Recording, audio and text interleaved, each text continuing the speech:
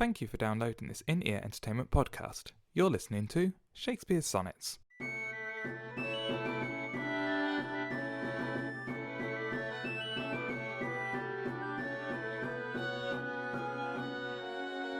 Sonnet 23. As an unperfect actor on the stage, who with his fear is put beside his part, or some fierce thing replete with too much rage, whose strength's abundance weakens his own heart, so I, for fear of trust, forget to say the perfect ceremony of love's rite, and in mine own love's strength seem to decay, o'ercharged with burthen of mine own love's might. Oh, let my books be then the eloquence and dumb presagers of my speaking breast, who plead for love and look for recompense, more than that tongue that hath more expressed. Oh, learn to read what silent love hath writ, to hear with eyes belongs to love's fine wit. That was Sonnet 23. I think I did quite well at that. Oh, that was a very, very good job of that one. Completely It's fluke. Introductions. We're going sonnets. We're doing them. All of them. Shakespeare. He was a poet. And I'm joined by someone who's giggling too much to speak. You are being joined by me. By yes, him. He's joining me. That guy, Thierry Heles. I don't know why that introduction went so weird. It's one of those days. I've got some more work to do, and I just want to sleep. But we're getting there. We're getting there with Sonnet 23. I like this sonnet. This is a good one. Again, this he breaks the pattern quite a lot in this one. He has some very, very long lines and some very, very short lines. Yes. Which I think is the first time that we're seeing that. Yeah, it doesn't seem to follow as strict for the technical term. I can't remember the technical term. What's it called? Iambic pentameter. It's not as strict as it usually is, which is quite nice. I mean, the second stanza almost starts with a couplet. Yes.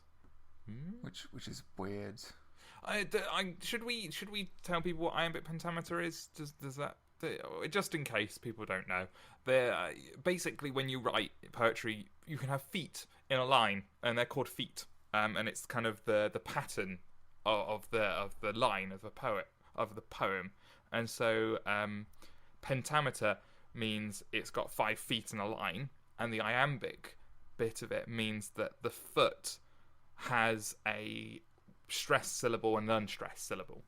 So it's da-dum, da-dum, da-dum, da-dum, da-dum in each line, and that's iambic pentameter. And you have many different types. I can't remember, like iambic tritameter, which would be da-dum-dum, da-dum-dum, da-dum, and that would be really weird to read. Yeah, there's quite a few. I mean, the Romans played around quite a lot with them. They if you ever do Latin and you do Latin poetry, they are insane because it takes you, if you have no musical sort of knowledge, it takes you ages just to figure out, because the line doesn't, if you have no rhythm, no knowledge of that, you have no idea what syllables to stress, which will completely screw up the poem when you read it. Yes. Yeah. So at least with this one, we know that it should be as an unperfect actor on. But this one, it doesn't quite fit. It doesn't quite work. And Shakespeare uses it a lot in his plays as well. You'll find the upper classes in Shakespeare's plays. You can tell someone's class status because they will speak in iambic pentameter, the upper classes, but the lower classes just speak in free verse, which is just text without any set meter and pattern to it. But it's quite interesting when you even get, if you get like in Measure for Measure, where the Duke goes undercover as a commoner, he still speaks in iambic pentameter. So the audience, who would have back then been clued into things like this sort of intuitively, because it made sense to them, would be able to know which character on stage was the Duke, even though they were pretending to be a commoner. Random information, just to prove that me and Thierry do know some stuff. We're not... Even today, though, when you go see Shakespeare plays on stage, you can still, if it's actually performed on stage, you can tell the rhythm that they're using, just because it's a lot easier to pick up on it when you actually hear it. Yeah. Rather than trying to figure it, because they're not meant to be read. I know English teachers are very, very fond of reading plays in school, or the teachers of any language are fond of reading plays in any, but they're not meant to be read. That's not how they work. Yeah, it would be like analysing a movie, which people do in media studies and stuff, by just reading the script. It doesn't work. You're missing an element, a dimension to it. And I think that's why your English teacher, if they were worth half their salt, would have desperately been trying, even if you weren't aware of it, to try and get a school trip to see the play being performed, because it really does put everything in a whole new light. Just, I remember seeing a few plays when I was in school, just in various languages. So that maybe I was lucky and I had good teachers. But again, I had to read Macbeth for what is the equivalent of an A level here, and I had to read the whole thing before ever seeing it on stage. And it gets to the point where you really, really hate the text, because I mean, the images in that, there's some quite nice images in that, but it doesn't work. Yeah, I agree. Just go see Shakespeare. See Shakespeare and go see a decent performance of it. Don't see a local amateur one. Just go to, well, if you are in the UK, go to Stratford. Go to the RSC in Stratford, or go to the Globe in London. And it's amazing. It really is amazing. You might even be lucky. I mean, Stephen Fry, I'm not sure if that run, I think the run finished, but you might get quite high profile. I saw Hamlet with David Tennant and Patrick Stewart, so they do get very, very high profile actors every once in a while, which is another plus if you go see it. Yeah, I've never seen one with a famous actor in. Oh well. That's pretty much the only one I saw. It was like, I think the first one I saw at the RSC as well. It's very. I mainly just went for David Tennant and Patrick Stewart. I didn't really care. Hamlet isn't exactly my favourite play. I didn't really care much for that, but why pass up that opportunity? Yeah, well, exactly. Yeah, exactly. Yeah, so do go see Shakespeare. We've just Sonnet 23. Let's talk about the sonnet. What do you think about this sonnet, Thierry? I prefer it to the last one. Yeah, the last one was tough. It's just, I quite like the description about how he's tongue-tied, and it is, because you get that when you are in love, you get that way. You just you start stuttering, and you don't dare say anything at all to the other person because you're so intimidated. At least, yeah. I mean, there are extroverts who just shout it out right away, but most people just sort of step back and sit in a corner and just stare at them for weeks before they even. You're letting out kind of a creepier side of yourself right now. I have to say, taking notes. I'm one of the people who kind of just writing goes down their schedule. That's how I work basically. I sit in a pub, I find a nice girl, and I take notes. I follow her home. Steal her laundry off of her washing line. Yeah, just sit outside her window every night. This has got to be very weird and creepy. It has. You've been reading too much Shakespeare. That's the problem. Yeah. We haven't had masturbation for a while though, which is good. Shakespeare seems to have dropped that. Maybe he realised that was a bit too far to go in his sonnets.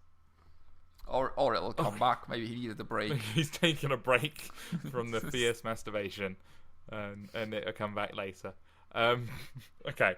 The sonnet. We must talk about the sonnet. What's nice in this sonnet? I quite like. There's a word with two apostrophes in it. O'ercharged with burden of mine own love's might. I quite like that. So he's overcharged. It's too heavy. The burden of his own love is too heavy for him. It's too much of a burden, which I quite like.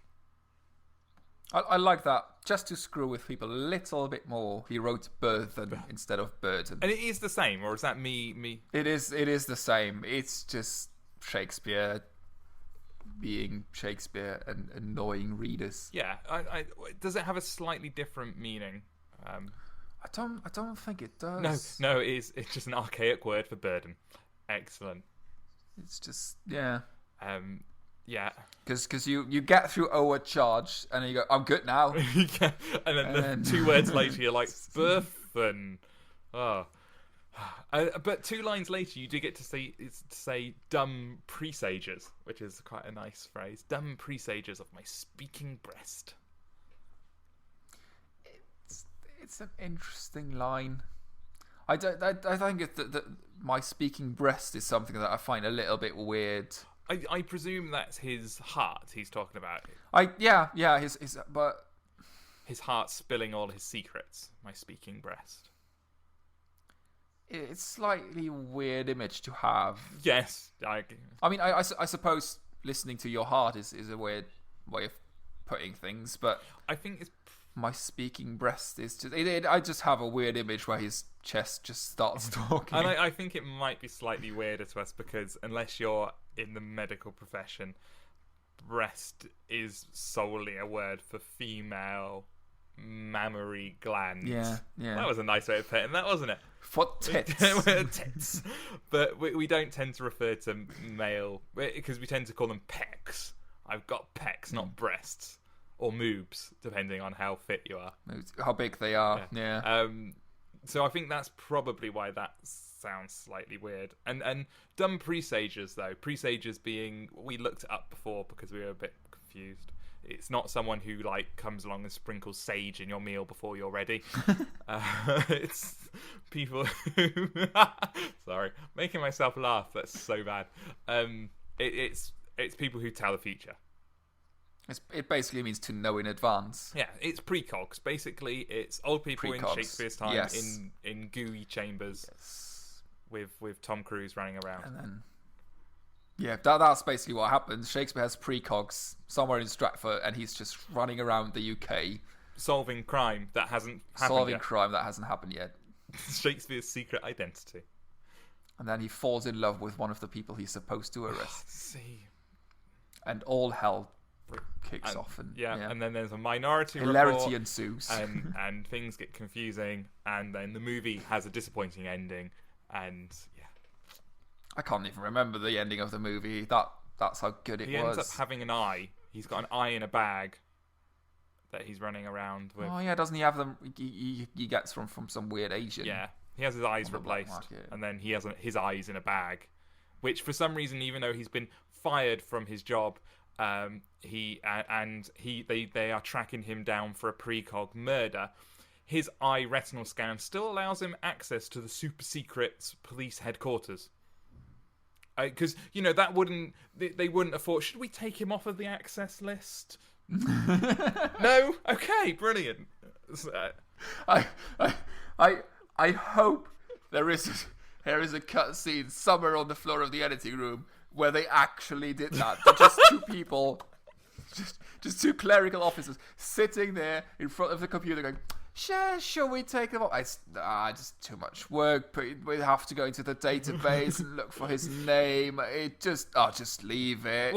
He's not going to get that far. What's the chance he's going to come back and try and liberate the weird goo women? We've gone off again. Sorry. Sonnet 23. Oh, we're being very bad today. Dumb presages. Oh, it's just the entire month of January is just lost. There were no sonnets. From Sonnet 20 to 24, there weren't any. It was all about modern movers. What else? You choose something and we can talk about it. As in from the sonnets, not a random subject. I've always wanted to talk about, I don't know, beer. No. There's some nice lines in it, but I quite like I, for fear of trust, forget to say the perfect ceremony of love's rite, and in mine own love's strengthen seem to decay. Yeah. The beginning, I think the first 6 lines or so of the sonnet are very good. I love as an unperfect actor on the stage who with his fear is put beside his part, or some fierce thing replete with too much rage, whose strength's abundance weakens his own heart. Those first 4 lines, I think are amazing, and run and off the tongue so well. And then you just get into this. We're charged with burthen and dumb presages. Maybe he is this. This might be slightly academic, but maybe he is trying to imitate the sort of tongue-tied stuttering in the poem. Yeah, that. Because it does flow at the beginning, and then you just sort of stops you in your tracks, and you just there's no rhythm that stays. There's no. Everything seems shocking. Every other word. Everything just Yeah, I could probably see that as a reason, because the beginning is so, it runs so well. Although oddly, I don't know if you've ever been on stage, but it's the beginning before you go on stage that you are a bit, stage fright. Basically, you are very nervous. But the moment you actually hit the stage, everything just falls into place. That's the moment when you actually aren't tongue-tied anymore, when you have all the words and everything just flows. Yeah. So it's quite weird that he sort of twists it around here. But it is an unperfect actor. That is true. Not a good actor. An unperfect actor. I wonder if maybe that's a criticism. Maybe he saw one of his plays being performed and there was just a really, really shit guy, and he went, well, right, you're getting a sonnet written about you. Just halfway through The Fair Youth, he's like, no, I need to write about this actor. It's possible. Some people punch a wall when they're angry. Shakespeare just writes a sonnet. And rips you to shreds. For the rest of eternity. Well, I mean, for at least 500 years, 400 years. Yeah, you wouldn't want to be that actor. That's not good. Worst review ever. We haven't really talked about this poem at all, have we? We're so bad. No. These you said these are known as something earlier on before we started recording. We chat a little bit. I had a review that called them an ocean of relative tranquility. So there isn't really much going on. It just sort of, nicely flowing along. I'm a bit in love. I don't really know what to say. Just, it's fine. That's basically what at least the last three that we've done, that's sort of the feeling that comes across. Yeah. There's no earth-shattering, no grand images of comparing him to gods or mythical beings. It's all just, you're quite nice. I'm going to write you a poem. Which I've never done. Never written a poem for anyone. You've never written a poem? You should. Even if you never show them, it's because it forces you to put. I mean, you can write about feelings. But what if you write a poem for the person you love and you realise that you don't really like them that much? And it was like, but then that's still a win. Is it? Not when you're married or engaged. It's not. By that point you're screwed. But if you write it early on, then you sort of maybe. I mean, you are a writer. You quite often you realise things by writing them down. Yeah. Maybe that's why I'm so scared to write love poems. You look at your other half and just go, oh crap! I just wasted so many years of my life. This is not no. That's not the case. No, I can't possibly. No. I hope they're not listening to this. But I do. You're lovely. Just if you are listening to this, you're lovely. And maybe one day I'll write you a love poem. I don't know. Is the door closed? Can you hear what we're saying through the house? Just... I think it's fine. Let's move on. Let's move on. Some crying from upstairs. I'm gonna let you read it out, and then we can move on to the next one. That's the end of this sonnet. We've broken up Mark's relationship. Oh no! That's that marriage over. I'm just another statistic now. Sonnet 23. As an unperfect actor on the stage, who with his fear is put beside his part, or some fierce thing replete with too much rage, whose strength's abundance weakens his own heart. So I, for fear of trust, forget to say the perfect ceremony of love's rite, and in my own love's strength seems to decay, overcharged with burthen of mine own love's might. Oh, let me... Turning to Russell Brand there. Oh, let my looks be then the eloquence and dumb presagers of my speaking breast, who plead for love and look for recompense, more than that tongue of more Oh, that's an evil line. It's not going very. You've been doing very well today reading. I'm just screwing it up. It had to flip at some point, I'm sure. That's it for the rest of the last 130 poems. It's just gonna be me going. Ugh. Who plead for love and look for recompense, more than that tongue that more hath more expressed. Oh, learn to read what silent love hath writ. To hear with eyes belongs to love's fine wit. Very good. We got there. That was Sonnet 23. Eventually. After that in-depth analysis of Sonnet 23, we're going to move on to Sonnet 24, and we will see you in a couple of days for Sonnet 24. Thank you for joining us. I've been Mark Chatterley. I have been Thierry Heles. We'll see you next time. Bye. Goodbye.